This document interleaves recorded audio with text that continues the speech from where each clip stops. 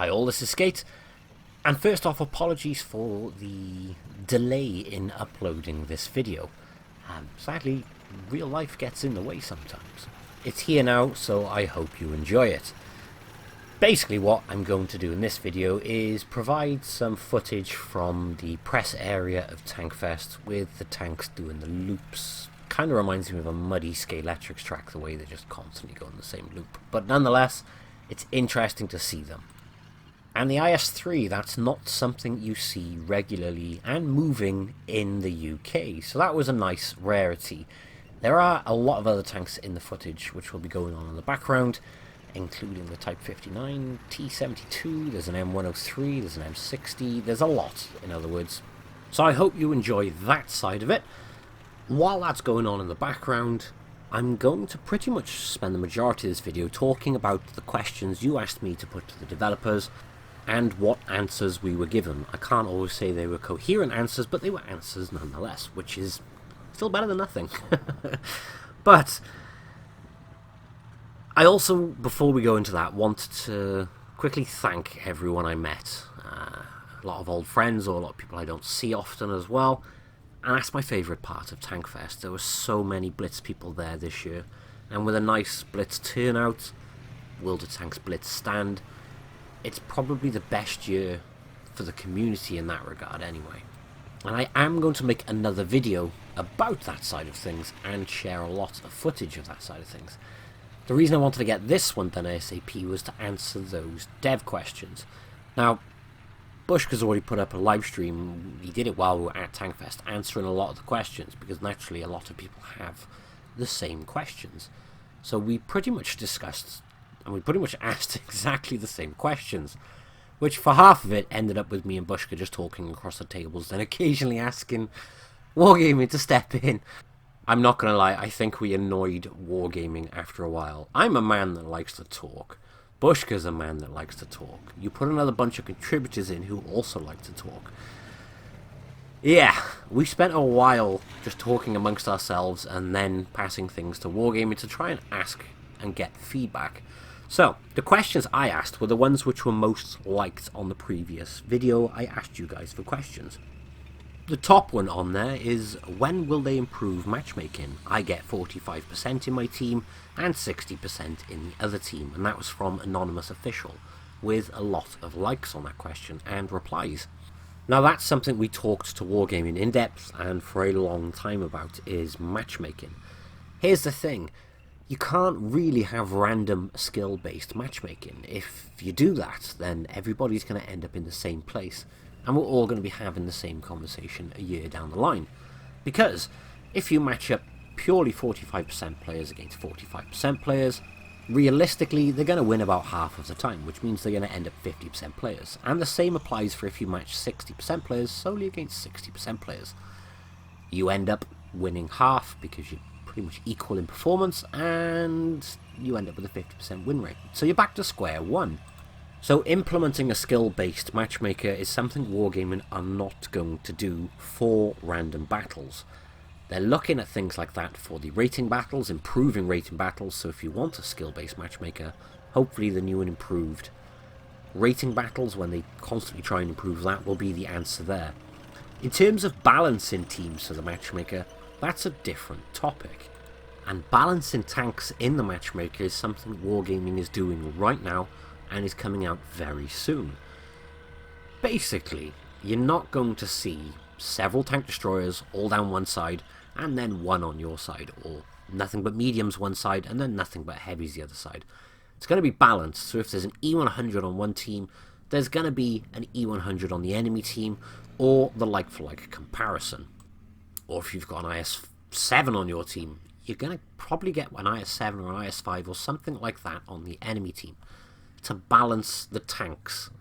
So random matchmaker will not be balancing based on win rate.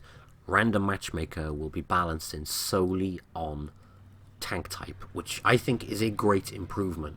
And I get it, we can't do the skilled matchmaker for reasons discussed.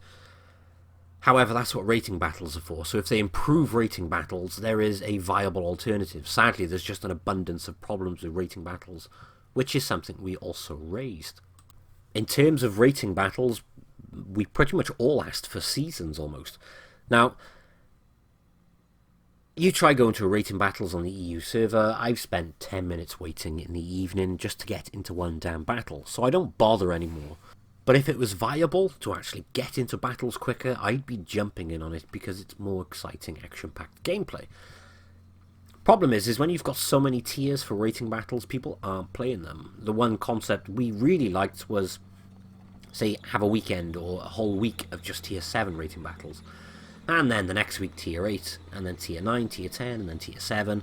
And then give rewards for those rating battles, or have a big tier 10 one for a longer period of time. But the idea of shrinking down the rating battles per tier for periods of time, just so there's more people in the queue for that tier, you wait less time, more people are interested. So I really hope that is something we have to look forward to. The next question I had was, will they make... This is the second most popular question to ask Wargaming.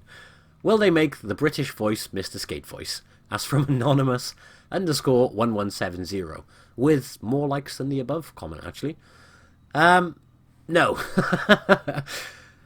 They've heard and received requests directly, apparently, and on the list of requests for things to join Blitz is British crew voices. So British crew voices will be happening in the future, but it's probably not going to be myself. Which, to be honest, is probably for a blessing for me, because I like my British tanks. However, my own voice annoys me, which is why I don't watch my own videos back. So hearing my own voice while playing some of my favourite British tanks will just drive me absolutely insane. The next one then was, can we bring back the reloading button instead of the hold position? I agree 100% on this one. That was from Luke. And yeah, they pretty much said they didn't realise, and after seeing the amount of likes and feedback from ourselves as well, they've put it as something to review because, well, hold doesn't really help anyone and is useless. The next one was for HD Android Gaming. Will more tier 10 lights come in the tech tree? No, not right now. It's not a definitive no, however, for 2018 they said nothing is planned. From Kevin C, will they replace the FV4202 with the Centurion Action X? There's no plans for that, sadly, either. That's not to say plans can't change, but there's nothing in the pipeline for very soon. And then the next one is from Anonymous1170 again, who said, are they going to stop crates?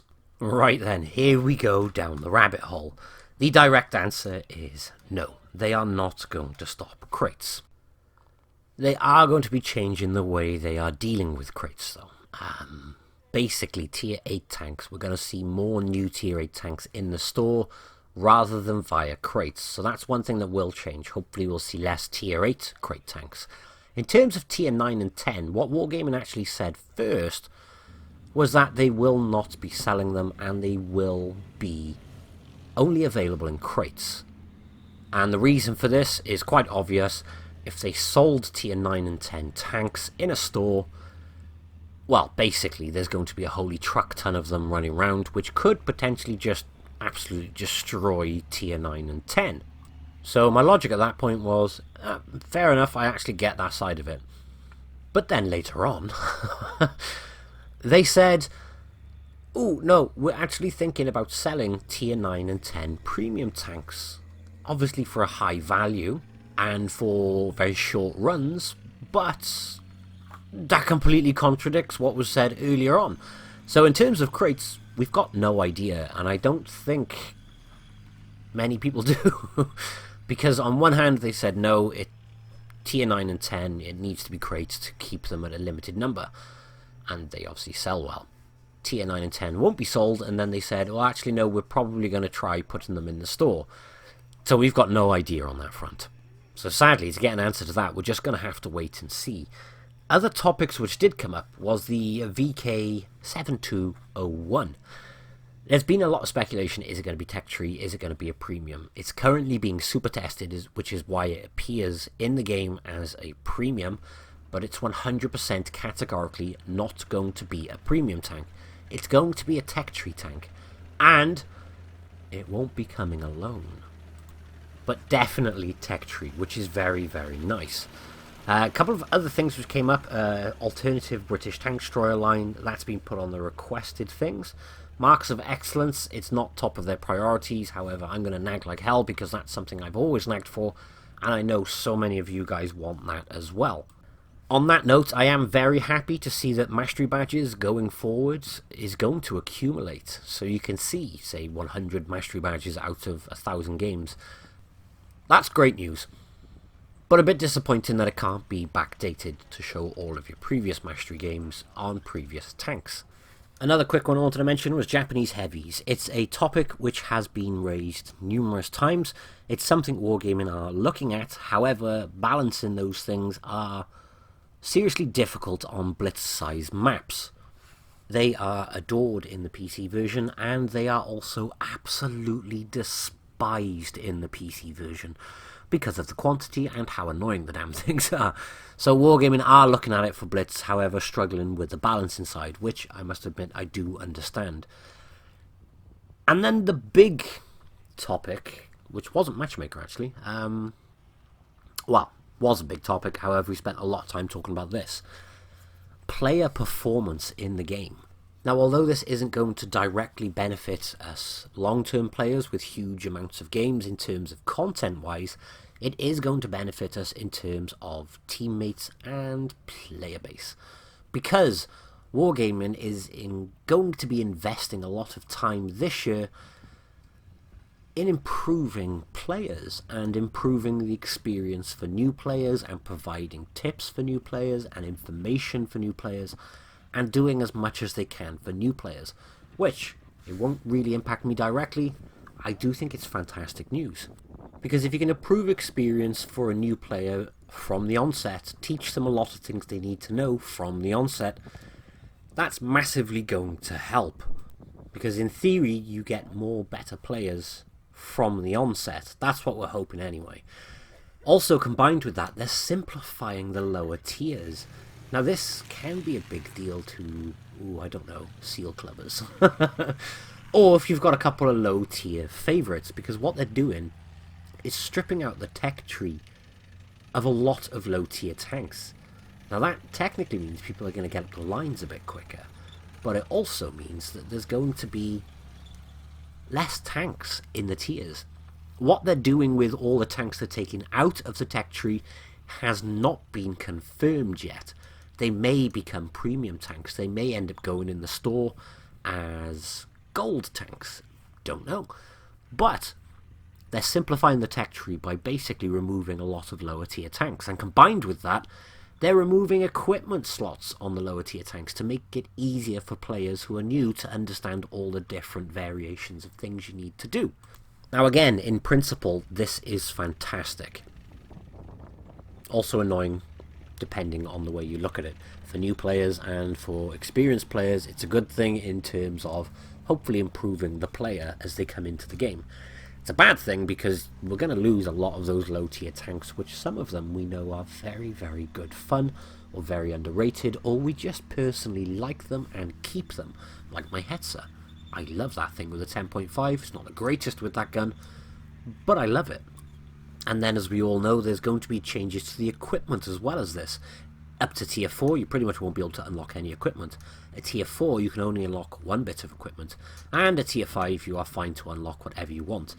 How is Wargaming going to balance the difference between tier 4 and tier 5? Because personally, driving around with a tier 4 with one bit of equipment unlocked against lots of seal clubbers who are now pushed to tier 5 with fully equipped tanks, to me I see a bit of a balance issue in the making there. But we'll have to see how they address that. As it stands, there's no reference how that's going to be balanced. What they have said is if you have anything from tier 4 down, which is fully equipped, they will give 100% refund on whatever was spent on that in terms of equipment. All in all, that's pretty good stuff, although I'm very intrigued how it's going to pan out with this low tier rebalance and trying to improve things for new players. As contributors, we all said we'd be more than happy to try and do what we can if they wanted us to make certain types of videos, for them to possibly put in a little drop down in the menu or something. We'd actually be more than happy to. Naturally, it benefits us if there's a link towards a bigger video then on our channel, or if it's just something like a 40-second clip which they'd like us to edit and adjust and show a quick example on how to side scrape on certain types of tanks, that would help someone massively in a game who is new and never heard of side scraping. And then another topic I personally really wanted to raise based off my previous video, which Wargaming confirmed they have watched: why military honour is bad for Blitz. Now, had a nice big long conversation on this topic as well. The general gist of it is they agree it's broken, they agree it needs review, and their intention is to basically strip it back to basics until it can be improved and then re-implemented into the game. So hopefully at some point in time we're going to see military honour stripped of a lot of things, leaving just the bare bones version in the game.